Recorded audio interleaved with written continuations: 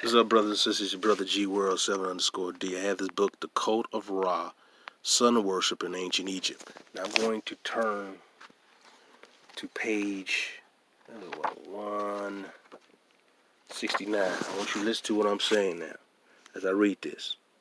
Get it clear. The restoration. Tutankhaten to Tutankhamun. On the stela of a middle-ranking subject.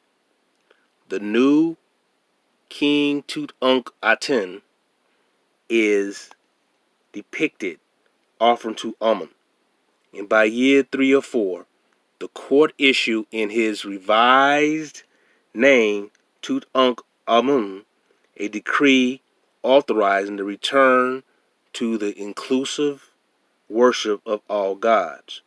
2 versions of this decree survive as hieroglyphic inscriptions on stelae found at Karnak. Their message is echoed in the great number of colossal images of the gods Amun and Mut, bearing the features of the young king. Presumably, the new statues filled the place of images destroyed under Akhenaten. In year 8, a decree in the name of Tutankhamun proclaimed a great revision under the direction of the treasurer, Maya. This may have been the point at which the temples to the sun disk fortified their states, and when Akhenaten lost its economic base, but there had already been a move fatal to the flourishing of the city. The highest officials of Tutankhamun, notably Maya and the general Hornheb, had tomb chapels prepared at Memphis. All right. The highest officials of Tutankhamun, notably Maya, also go up here under the direction of the treasurer, Maya. Maya was a fan bearer.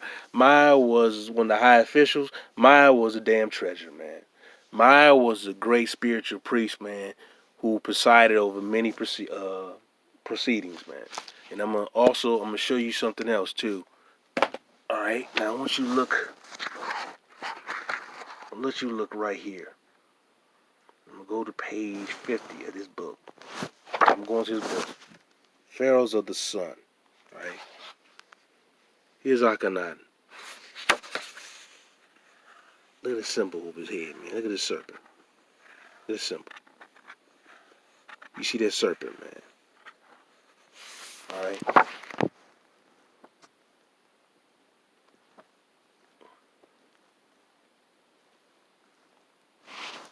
There's another image. You see that damn serpent. You just see this image. You don't see the one with the bird. You just see the serpent. All right. I want you to really pay attention to a lot of things here. I want you to really pay attention to this. Really pay attention to this, man, because this is really in your face. All right. The image of this serpent right here in this coffin. Serpent. All right. Here you had the Serpent Mounds in Ohio. All right. You had the Serpent Kings of South America. You had all these mounds in America, these serpent mounds in America. All this ties together, man. This comes from the serpent rulers, man. These people just make up stuff. When you see those images of the serpent that represent ancient Egypt of the Americas, particularly South America, and when they had the bird that represents the 2 lands. South America that represents the 2 lands, the rulership of the 2 lands. So Egypt wasn't just in so-called Africa, it was here in the Americas, man. Egypt that was the 2 lands, South America and over in Africa. It wasn't just in Africa, it was here in the Americas, all right? In fact, the Americas is much older. The civilizations in America is older, so they took that old knowledge, the spiritual teachers. Maya, remember I said Maya was a spiritual teacher, as Maya crossed over to the Americas because Maya was on one of the tombs over in Egypt.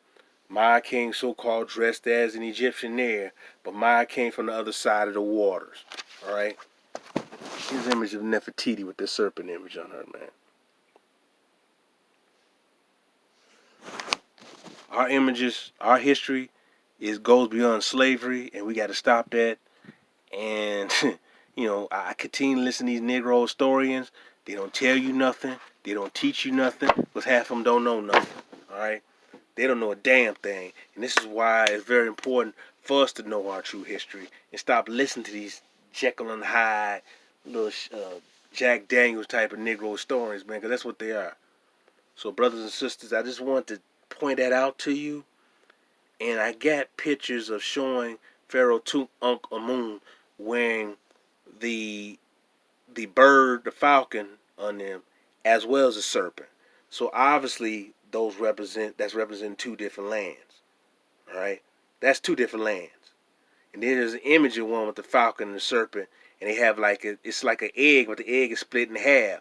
The bird is on one side of the egg, on half of the egg, and the serpent is on the other half of the egg. That represents the two. That's the two lands. That goes beyond Egypt over in so-called Africa. Horace Butler talked about this. That them goofy Negro storms are stuck over Egypt and the Nile, Egypt and the Nile. But so-called Egypt is in Americas, and the Egypt in America is older than the one in Africa. All right, it's older.